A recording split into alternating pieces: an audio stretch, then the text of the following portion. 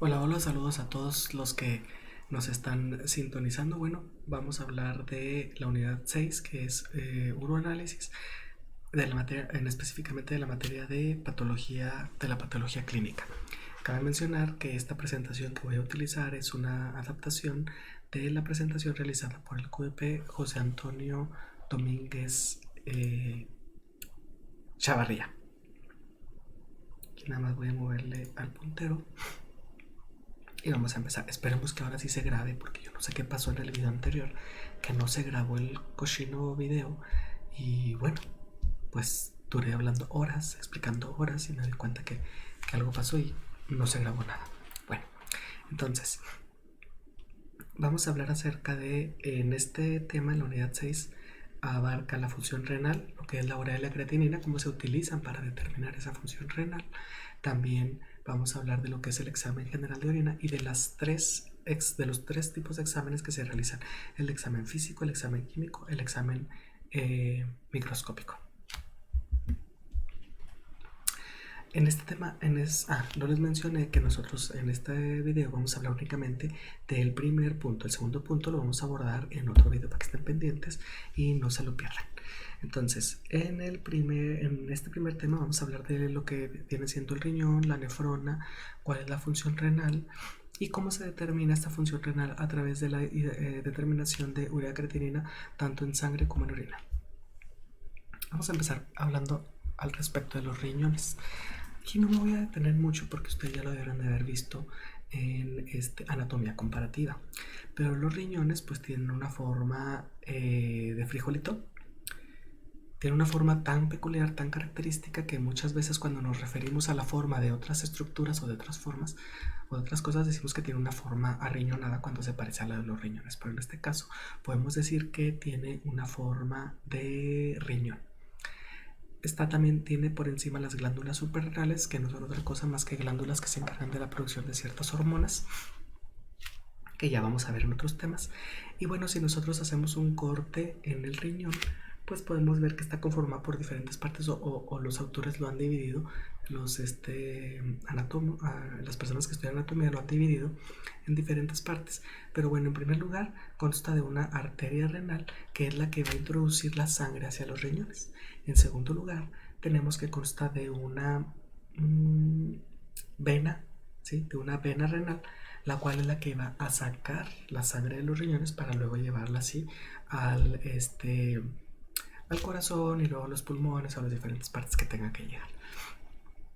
Si nosotros empezamos de la parte interna, ¿sí?, del riñón hacia la parte externa, lo podemos dividir en tres partes: la pelvis renal, que es el lugar al cual va a llegar la orina que se está formando; la médula renal y la corteza renal. En tanto la corteza como la médula renal va a estar llena y atiborrada de los glomérulos, perdón, de las nefronas, que son la unidad básica estructural del riñón, y hay billones de estas en un solo riñón, y son las encargadas de ir formando la orina. Eso pues a muy grandes rasgos. También están acá los uréteres, el uréter que sale ya del riñón para llegar a la vejiga para que finalmente sea eliminada la orina. Por otro lado tenemos la nefrona y sus partes. Si nosotros viéramos a la nefrona de una manera aislada, como la tenemos acá, pues podemos ver que está formada por un glomérulo en primera instancia. A este glomérulo le sigue un túbulo que se conoce como túbulo contorneado proximal, ¿sí? Después del túbulo contorneado proximal viene toda esta estructura, ¿sí?, que se conoce como asa de Henle. Después del asa de Henle tendríamos lo que viene siendo el túbulo contorneado distal y finalmente los túbulos o conductos colectores de la orina. Sin embargo, es importante destacar que nunca lo vamos a ver de esta manera. Siempre va a estar rodeada la nefrona, todo esto es la nefrona, que es la unidad básica estructural del riñón. Esa nefrona siempre la vamos a encontrar rodeada de de capilares, tanto arteriales como venosos, y es en estos capilares en donde se va a llevar un cierto intercambio que ahorita les voy a comentar. ¿Cuál es la función renal? ¿Cuál es la función de los riñones? Bueno, la función renal es el trabajo que ejercen los riñones para filtrar los desechos de la sangre. La función principal del riñón es filtrar los desechos de la sangre. Lo que ya no necesita el organismo lo va a eliminar de la sangre a través de la orina. De manera secundaria, se encarga también de mantener los niveles de agua en el cuerpo y también está involucrado en los procesos de regulación del pH. Pero bueno, para este tema en específico, para el uroanálisis, la función de la orina del riñón, la función renal que nos compete o más importante para nosotros es la formación de la orina. Y como les mencionaba ahorita, la orina se forma, ¿sí?, completita en la nefrona. Aquí muy a la Walt Disney tenemos una nefrona, pero bueno. En el proceso de formación de la orina intervienen 4 pasos importantes. Bueno, son los únicos. El primero es filtración, reabsorción, secreción y excreción.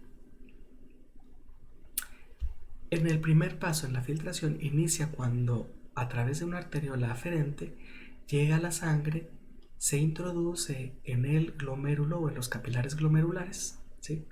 Es filtrada esa sangre a través de ese entramado, es un entramado, es una red, la cual está conformada por estos capilares glomerulares y por unas células especiales, ¿verdad?, que forman ahí un epitelio en forma de red, que son las que se van a encargar de filtrar esa sangre. Entonces, el líquido que se va filtrando va a pasar a la cápsula de Bowman. Por eso al primer paso se le conoce como filtración. La sangre que no se filtra, pues, o el líquido que no se filtra, si la sangre que no se filtra, va a salir del glomérulo a través de la arteriola eferente.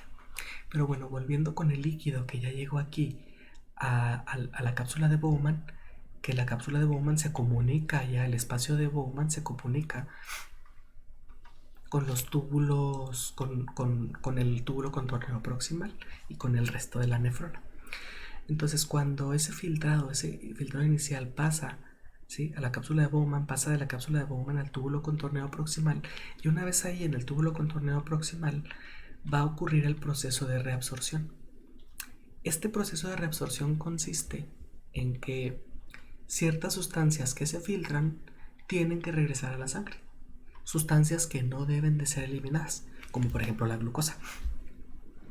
La glucosa, ¿verdad?, que es importante para el organismo, porque es a través de la cual se produce el ATP que necesitan todas las células para poder llevar a cabo sus funciones. Entonces esa glucosa se filtra. ¿Por qué se filtran cosas que no deben de ser eliminadas? Porque caben por el sedazo, caben por este sedazo que tenemos acá. ¿En qué consiste esta filtración? Es un sedacito, es un entramado por el cual van a pasar cosas. ¿En virtud de que pasan o no pasan? En virtud del tamaño. Aquí no hablamos ni de cargas positivas ni de cargas negativas. Aquí no hablamos de gradientes de concentración. Aquí hablamos de que si cabe, pasa. Entonces, se van a filtrar obviamente cosas que necesitamos, pero para eso está el proceso de reabsorción, para que pase de la luz del túbulo, ¿sí?, y antes de ser eliminado, se recupere, es decir, se reabsorba. El siguiente proceso es la secreción. Aquí en la secreción ocurre al revés. Son cosas que andan en sangre que no se alcanzaron a filtrar, ¿sí?, pero que deben de ser eliminadas. Entonces van a pasar de manera inversa, como era en la reabsorción, pasan de la sangre hacia la luz. ¿Hacia la luz? Sí, pasan, pasan hacia la luz. Luego ya el siguiente proceso es excreción. Una vez que se termina de formar la orina, bueno, de aquí ya lo ejemplifican que va a la parte de excreción. Sin embargo, si continuamos nosotros con la nefrona, pues vendría el ACGL, túbulo contorneo distal, túbulos colectores, etcétera, etcétera. El detalle es que tiene que pasar por esos tubos para que se concentre a la concentración necesaria, es decir, que obtenga la densidad que debe de tener, que obtenga el pH que debe de tener, y todo esto ocurre por un proceso que se conoce multiplicación por contracorriente. Es un proceso donde hay intercambio ahí de agua, ¿sí?, donde intervienen procesos osmóticos. Entonces, ya cuando se termina de concentrar y que la orina ya lleva el pH adecuado, entonces ahora sí ya podemos hablar de que va a ser excretada, que sería el paso número 4. Entonces, de manera así muy, muy gráfica, podemos decir que la excreción es igual o equivale a todo lo que se filtra menos lo que se reabsorbe, es decir, lo que se va, lo que se regresa, más lo que se secreta, es decir, lo que sale de los capilares y se mete a la luz del túbulo contorneado. Y una vez que llega la orina, ahora sí, se nos llena la vejiga y órale, cuando la vejiga ya está bien llena es cuando nos dan ganas de salir corriendo porque ya no aguantamos más. Y si son como yo, que por estar haciendo cosas se me olvida del baño, pues peor tantito. Por otro lado tenemos a la creatinina. ¿Qué es la creatinina? Bueno, hay que empezar recordando que nuestros músculos siempre están trabajando. Aunque estemos dormidos, hay contracciones musculares, ¿sí? Y para llevar a cabo esas contracciones se necesita de energía, ¿sí? El ATP es dicha energía. Como ya lo debieron de haber visto en sus clases de bioquímica, el adenosintrifosfato es el que nos va a proveer la energía. El adenosintrifosfato es una molécula que está formada por una base, por una adenina, y luego tiene 3 grupos fosfato. El último fosfato que le queda, el último que le queda libre, el que no está unido más que al fosfato que sigue, ese es el fosfato con mayor energía. Cuando ese fosfato, se obtiene, ¿sí?, se produce esa energía o se libera esa energía que requiere la célula para trabajar. Entonces aquí hay una molécula que se conoce como creatina fosfato. Esta creatina fosfato es la responsable de transportar ese ATP que les comento del último ATP, fósforo del ATP, se le conoce como fosfato energético. Obtiene ese fosfato energético del ATP para llevarlo, ¿sí?, a las miofibrillas o a las células que necesitan esa energía. Entonces, ¿cómo viene todo el proceso bioquímico? Bueno, de la arginina, que si no lo recuerdan yo se los digo, es un aminoácido que se utiliza para la síntesis de proteínas. La arginina, a través de la arginina glisin transaminidasa, se convierte en la glicosiamina. Esta glicosiamina, a través de la guanidoacetato metiltransferasa, se convierte en creatina fosfato. Entonces vean cómo aquí en la reacción entró un adenosintrifosfato y al finalizar la reacción salió un adenosindifosfato, ¿sí? Aquí la diferencia entre ATP y ATP es un fósforo que fue con el que se quedó la creatina. Entonces esta creatina ya lleva el fósforo hacia las miofibrillas musculares. Ya en el músculo, a través de mecanismos no enzimáticos, libera el fósforo inorgánico que requieren, se produce agua y se forma la creatinina. Una vez que la creatina fosfato libera el grupo fosfato, entonces se convierte en creatinina. Entonces, pues, ¿qué fue la creatinina? Pues la creatinina no es otra cosa más que, aquí el autor inicial lo denominó basura metabólica, que resulta del consumo constante de la creatina, ¿verdad? Entonces esa creatina es como el metabolito final de la creatinina, perdón, es el metabolito final de la creatina. Una vez que se genera la creatinina, se envía hacia el torrente sanguíneo para ser eliminada a través de la orina, es decir, en los riñones a través de la orina. Los niveles normales de creatina son de 0.6 a 1.2 miligramos por decilitro. Aquí se les queda de tarea que ustedes consulten los niveles normales de creatinina de otras especies animales. ¿Qué nos indica cuando la creatina se aumenta? Cuando la creatina se aumenta, si yo estoy realizando un análisis sanguíneo de cualquier especie animal y yo veo que tiene, de mamíferos, de vertebrados principalmente, y si yo veo que tiene aumentada la creatinina en sangre, pues entonces aquí es un indicativo de que hay daño en los riñones.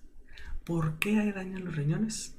Porque la creatinina debe eliminarse por riñón casi en su totalidad. Si la creatinina se me está aumentando en sangre, quiere decir que el riñón, por alguna razón, no está funcionando, ya que no está eliminando la creatinina. Esto ocurre, hay valores normales, ¿verdad? Porque la creatinina se está produciendo constantemente, pero también constantemente se está eliminando. Entonces los valores normales es el balance que hay entre lo que se produce y lo que se elimina. Ese resultado, ese balance, de sumarle lo que se eliminó a lo que se está produciendo es lo que nos da el valor normal de creatinina.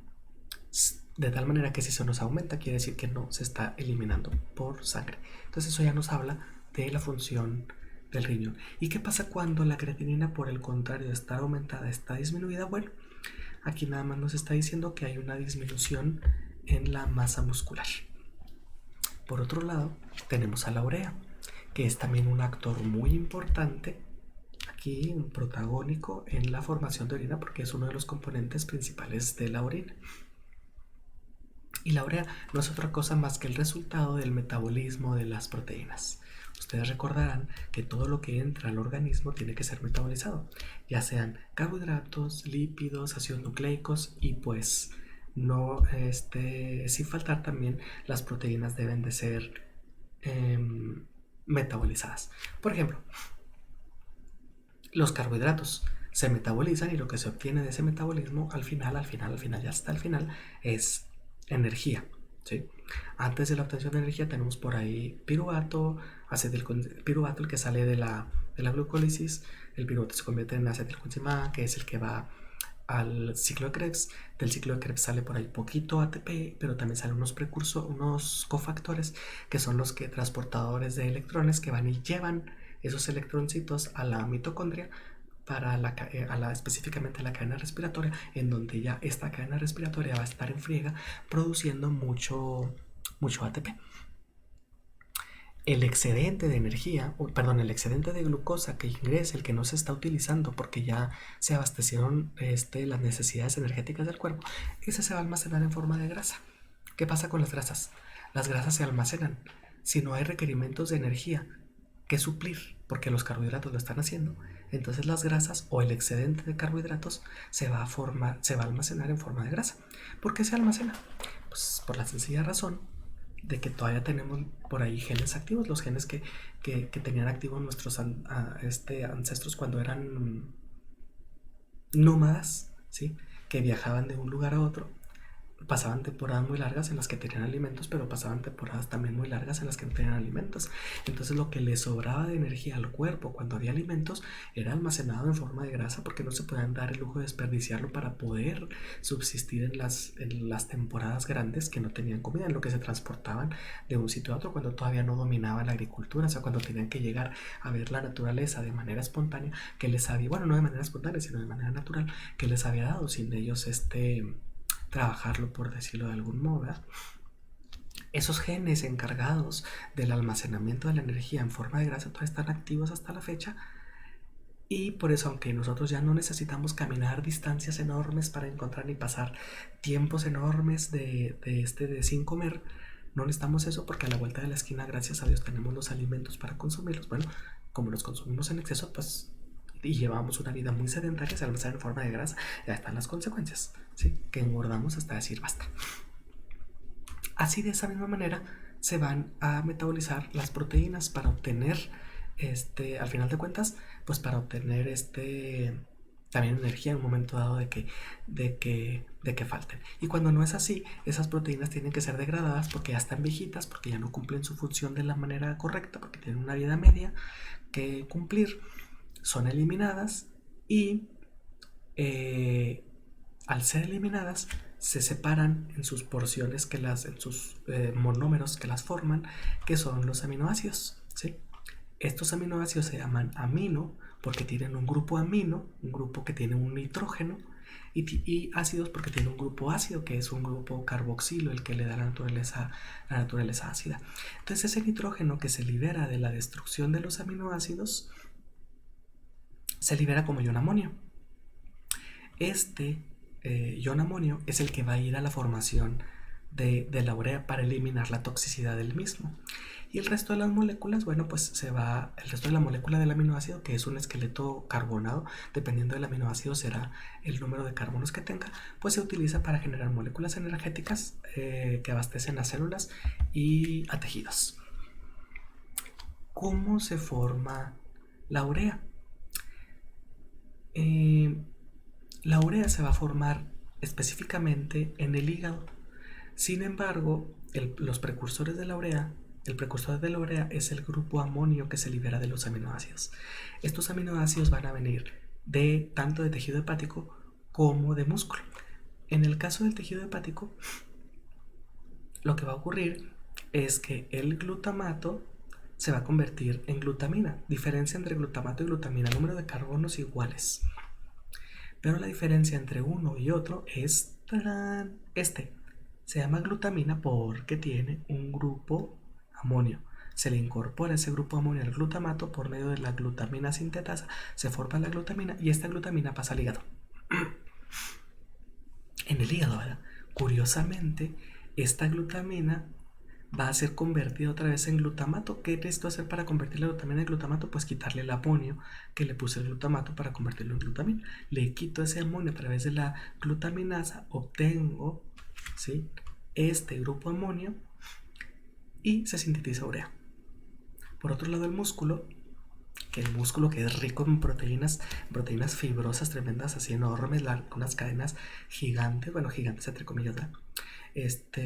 Gigantes, proteínas fibrosas, largas, estructurales. Lo que van a hacer es que están formadas por diferentes aminoácidos: arginina, alanina, glutamina, glutamato, glutamato no, creo que sí glutamato, lisina, asparagina, cisteína, cistina, n cantidad de aminoácidos que existen, que son los que forman esas proteínas. Entonces, en el músculo, no, en el tejido hepático obtenemos nada más a partir del glutamato. Sin embargo, en el músculo es a partir de cualquier aminoácido. Se le va a quitar el grupo amino por medio de una desaminación. Se le quita el grupo amino.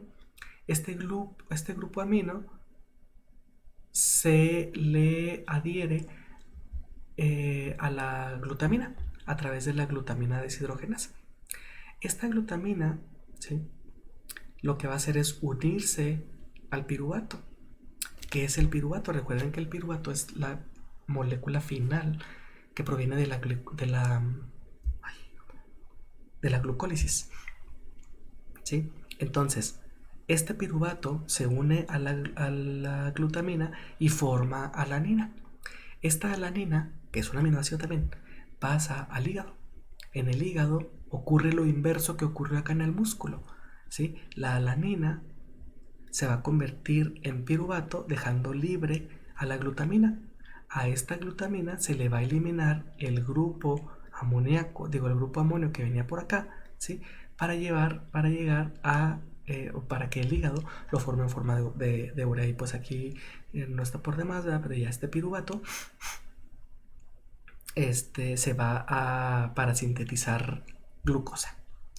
La misma glucosa que en un momento dado puede llegar al músculo porque requiere de energía, ¿sí? Las células requieren de energía y a través de la glucólisis, que es una ruta muy rápida, produce poco ATP pero es muy rápida, entonces a través ya de esta glucosa, a través de la glucólisis, se obtiene el piruvato. Y bueno, la glucólisis es tan funcional que aún en ausencia de oxígeno se puede llevar a cabo la glucólisis, pero una vía alterna, que es la glucólisis anaerobia, que ese ya es otro tema.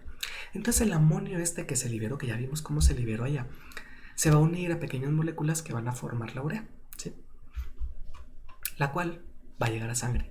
¿Por qué va a llegar a sangre? Porque, como les decía, se formó en el hígado, pero se va a eliminar por riñón, entonces llega a sangre. Y esta urea es otro indicador muy utilizado para la función renal. Entonces, de tal manera que para la función renal, para evaluar si el riñón está funcionando correctamente, utilizamos la urea y la creatinina. Sin embargo, hay algunos autores que sugieren utilizar nada más la creatinina, o que mencionan que la creatinina es el mejor indicador, ya que la urea se puede alterar de manera más fácil, en casos de deshidratación, cuando se usan diuréticos, cuando hay sangrado digestivo, alimentaciones ricas en proteínas también producen eso, la enfermedad del hígado, etcétera, etcétera. Los niveles normales de urea en perros son de 15 a 45 miligramos por decilitro. Ustedes de tarea tendrán que investigar los niveles normales de urea en otras especies. ¿Pero qué nos indica una urea elevada? Pues si yo veo un examen de sangre y estoy viendo que la urea sanguínea está elevada, pues eso nos está indicando que el riñón está fallando y que no puede filtrar a la urea. O sea que por alguna razón la urea no se está filtrando para ser desechada a través de la orina. Y esto, que la urea no se filtre, que la urea se acumule, pues son grupos son nitrógenos, son grupos de amonio y unidos entre sí, son muy tóxicos y pues pueden en un momento llegar a ser mortal o causar problemas graves en todo el organismo, es decir, empezar a intoxicarlos. ¿Qué se indica cuando la urea está, perdón, cuando la urea está disminuida, por el contrario, de que lo que veíamos que pasa cuando está aumentada, cuando está disminuida, pues puede deberse a una ingesta de esteroides, esteroides anabólicos, pues aquellos que hacen mucho ejercicio y se inyectan madres para que se les aumente el músculo, por una disminución en la ingesta de proteínas o por una severa insuficiencia hepática. Y el hígado pues no está llevando a cabo bien su mecanismo a través del cual sintetiza la urea. El tratamiento para la insuficiencia renal, ¿sí? Pues incluye líquidos. ¿Qué implica una insuficiencia renal? Que no se está filtrando la sangre. Y al no filtrarse la sangre se quedan ahí todas las sustancias tóxicas que tienen que ser eliminadas por orina. Entonces, ¿qué hay que hacer? Hay que introducir líquidos, ya sea por vía intravenosa o subcutánea, de manera intraperitoneal en esta parte de aquí, y esto en un intento de reducir las concentraciones de toxina que hay en la sangre. Esta es la bibliografía que utilizamos y pues espero que haya sido de utilidad. Si tienen cualquier duda, tienen mi correo electrónico, tienen el WhatsApp a través del cual pueden comunicarme sus dudas, y se queda de tarea las que ya les dije, que no me acuerdo, pero ahorita me acuerdo y se las pongo en un documento que voy a subir a la plataforma para que resuelvan dicha tarea. Muchas gracias. Por mi parte es todo, y recuerden que a esto de uroanálisis todavía le falta el examen general de orina para que no se pierdan, y nos vemos en la próxima.